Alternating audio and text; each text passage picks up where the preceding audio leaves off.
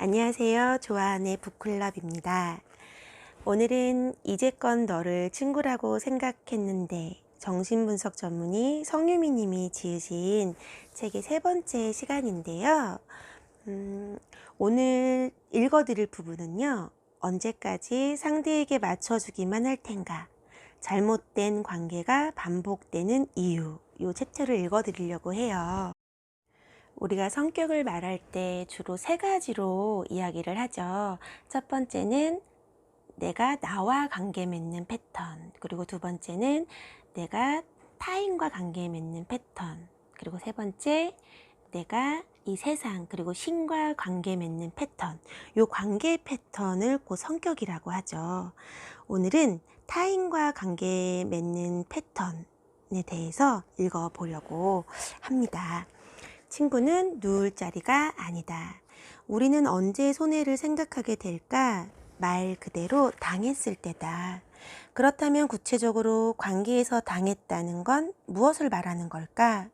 사이가 상호성에서 일방성으로 전환되어 피해를 보는 쪽이 생기는 것을 말한다.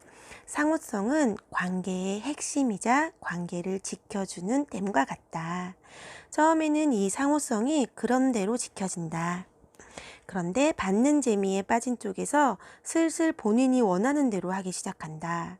슬쩍 오른쪽 다리를 넣어봤더니 친구가 안방을 내어준다는 것을 경험적으로 터득했기 때문이다. 이를 안 순간 상대는 상호성을 지켜야 할 대상이 아니라 내가 누워도 될 자리로 바뀌어 버린다. 그래서 죄책감 없이 자신이 원하는 바를 요구하는 것이다. 그런데 한 가지 알아야 할 사실이 있다. 누군가를 누울 자리로 여기는 순간 상대는 이를 알아차리고 떠날 준비를 한다는 점이다. 경청, 공감, 배려, 챙김. 상대에게 이 모든 것을 주고 있음에도 아무것도 받지 못할 때 우리는 보통 일방적인 관계라는 표현을 쓴다. 고맙다는 말 한마디라도 하면 얼마나 좋아? 이런 마음이 솟구치지만 그렇지만 내가 꼭 뭘 받으려고 하는 게 아니니까 하고는 혼자 풀이 죽는다. 그렇다고 마냥 베풀 수만은 없으니 다음부터는 조금 더 인간적으로 상대의 공감과 배려를 얻고자 유무형의 비용을 투자한다. 너는 왜 그렇게 당하고도 모르냐? 그만 빠져나와. 주변에서 아무리 이런 직원을 해줘도 들리지 않는 이유가 여기에 있다. 언젠가는 뭔가 있겠지. 내가 더 잘하면. 이런 생각이 계속되면 어느새 나의 헌신은 베품에서 투자로 바뀐다. 투자라는 것 자체가 회수를 목적으로 한다. 회수할 것을 회수해야 관계를 내려놓을 수 있다. 그래서 상호성이 무너졌음을 감지하면서도 관계를 정리하지 못하고 만남을 유지하는 것이다. 이후에는 상대가 아무것도 내놓지 않으려 하면 그제야 내적 감정이 폭발하고 스스로 관계의 종교를 선언한다. 그런데 중요한 건 그 다음이다. 이대로 끝을 내어선 안 된다. 같은 상황에 놓였을 때 어떻게 처신해야 하는지에 대해 골몰하는 시간이 필요하다. 이런 시간을 생략한 채 다른 누군가 만나면 똑같은 상황이 반복되지 말라는 법이 없다. 대상을 바꾼다고 해서 해결되지 않는다. 사람 성격이 쉽게 변하지 않는 것처럼 관계를 맺는 패턴 또한 그렇다.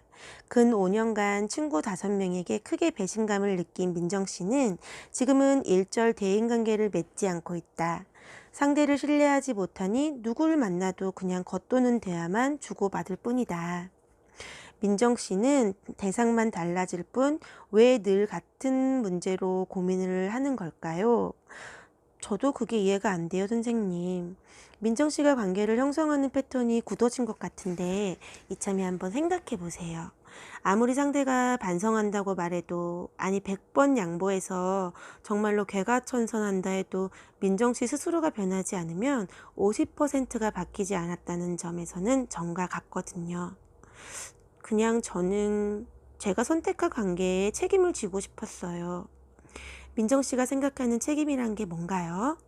상대가 민정 씨를 아무렇게 대해도 그저 참고 이해하는 거라면 거기에서 다시 시작해 보세요. 정확한 정의는 민정 씨만이 내릴 수 있지만 관계라는 것이 적어도 어느 일방의 희생이나 인내심이 아니라는 것, 이거 하나는 명확히 말씀드릴 수 있어요. 민정 씨처럼 잘못된 관계를 반복하는 이들이 적지 않은데 이번 기회에 생각해 보길 바란다. 언제까지 상대에게 맞춰주며 자신의 감정을 억누를 것인가? 이건 너무 비효율적이다. 대개 이런 사람들은 두 유형으로 나뉜다. 첫째는 인내하는 것 말고는 관계를 맺고 유지하는 수단이 없는 경우다. 마냥 참으면 관계가 그런대로 유지되니 딱히 다른 능력을 개발하지 않아도 된다. 그러나 이것으로는 한계가 있다. 유머 발휘하기, 동질감 느끼게 하기, 관심사 발굴하기처럼 나이가 들수록 사회성에 필요한 능력이 늘어난다. 리더십도 그중 하나다. 분명 잘 찾아보면 자신에게도 그런 능력이 있을 것이다. 그런 능력을 강점으로 키워 능동적으로 관계를 구축하는 데 사용해야 참고 감수하는 원시의 형태의 관계를 반복하지 않을 수 있다. 둘째는 싸움이 싫어서 참고 터지는 패턴이 굳어진 경우다. 다투는 것이 싫어서 잘못된 관계 패턴에서 벗어나지 못하고 있는가? 그렇다면 건강하게 다투는 법에 대해 고민해야 한다. 싸움은 가면을 벗고 날것의 욕구를 그대로 드러내도록 도와준다. 상대에게 자신의 욕구를 드러낼 기회를 왜 스스로 박탈하는가? 감정적으로 제어하지 못하는 분노라면 문제가 된다.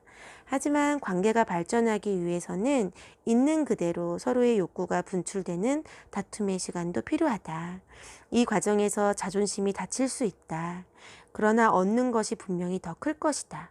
특히 현명하게 다툴 줄 아는 상대를 발굴하는 것, 이것만한 소득도 없다. 손해가 훨씬 마음 편한 사람들. 사실 착취와 비착취 관계가 고착화되는 가장 큰 이유는 손해를 선호하는 유형이 존재하기 때문이다. 좀 이상하게 들릴지 모르겠다. 손해를 원하는 사람이 세상에 존재할까? 의문이 들겠지만 많다. 그것도 우리 주변에. 관계에서 손해를 보는 사람은 늘 손해를 본다. 이들이 자신이 손해를 덜 본 지점에서 끝을 낼 수 없었던 이유는 뭘까? 결국 자신이 조금 더 손해를 봐야만 마음이 편했기 때문이다. 이게 핵심이다. 손해가 훨씬 마음 편하다는 사람에게 손해는 자기 결정권, 주체성을 얻기 위해 지불하는 대가로서 기능한다. 마음 편함은 손해를 통해 정당한 자격을 얻었다는 데서 오는 마음의 밸런싱이다. 손해를 끌어안고서야 비로소 상대와 비등해진다고 볼 수 있다. 그렇지만 이들도 사람인지라 이기적 속성과 손해보기 싫은 마음에서 완전히 자유로울 수는 없다. 그래서 슈퍼에고, 즉 초자아는 손해보는 것에 민감하지 않은 나를 만드는 데 전력을 다한다. 미안함, 죄책감을 수시로 가미해서 스스로 손해보기 싫은 마음을 적나라하게 드러내지 못하도록, 의식에 떠오르지 못하도록 차단해버리는 것이다. 하지만 아이러니한 것은 결국 더 이상 물러설 수 없을 만큼 손해보는 지점에 이르러서야 끝을 낼 결심을 하게 된다는 점이다. 그나마 끝이라도 내면 다행이다. 그러지 못하고 손해의 경계가 자기 목숨과 맞닿아 있으면 늘 위태롭고 경우에 따라서는 치명상을 감수해야 한다. 나는 이처럼 손해를 참아내기만 하는 내담자가 오면 내면을 자극하는 질문을 한다. 여러분도 스스로에게 다음 질문을 던져보길 바란다. 내면을 자극하는 몇 가지 질문. 첫 번째, 손톱만큼도 손해보기 싫다. 이 말이 어떻게 들리는가? 긍정적으로 들리는가? 부정적으로 들리는가? 두 번째, 한치의 손해도 보지 않으려는 노골적인 이기심과 마주하면 어떤 생각이 드는가? 유아적으로 보이는가? 심지어는 동물과 다름없어 보이는가? 세 번째, 난 손해보기 싫어를 내세우는 사람들을 보면 어떻게 대응하고 싶은가? 가르치거나 따지고 싶은가? 욕을 하거나 무시하고 싶은 마음이 드는가? 네 번째, 모든 인간은 이기적 속성을 갖고 있고 손해보기 싫은 마음에서 자유로울 수 없다고 한다. 본인은 손해보기 싫은 감정에서 얼마나 자유롭다고 생각하는가? 네, 여기까지 읽어봤습니다.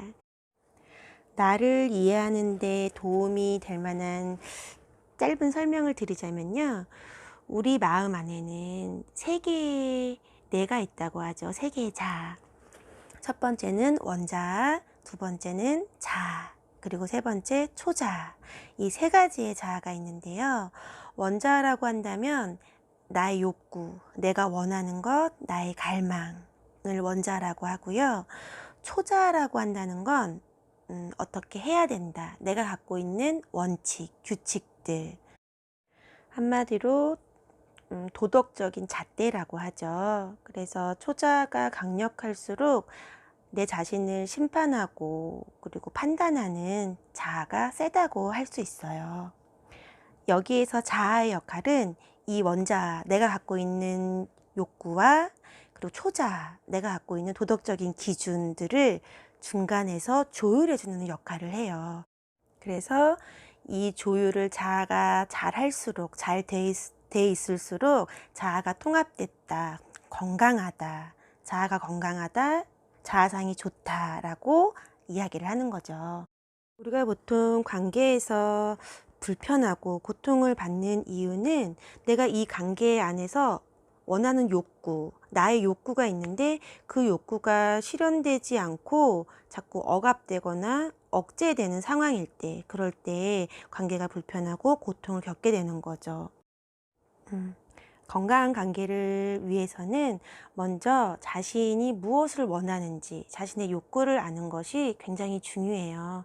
자기의 욕구를 알았다면 또 그 다음에는 이 욕구를 건강하게 표현할 수 있는 방법을 익히는 것, 훈련하는 것이 중요하다는 생각이 듭니다.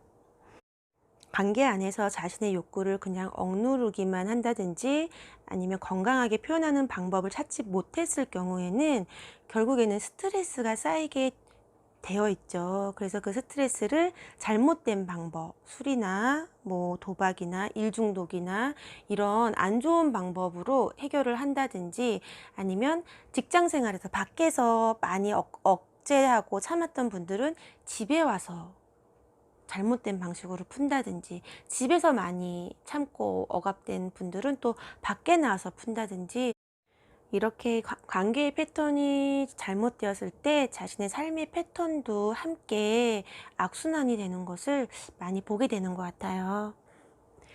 이제껏 너를 친구라고 생각했는데 이 책에 여러 관계에 대한 많은 이야기가 나와 있으니 구입하셔서 보셔도 굉장히 좋을 만한 책이라는 생각이 듭니다. 그리고 자신에 대해서 이해가 좀 부족한 분들, 자신이 어떤 욕구를 갖고 있는지 본인이 찾기 힘든 분들은 저에게 이메일을 주시거나 그렇게 연락을 주시면 제가 또 그 방법에 대해서 알려드리도록 하겠습니다. 감사합니다.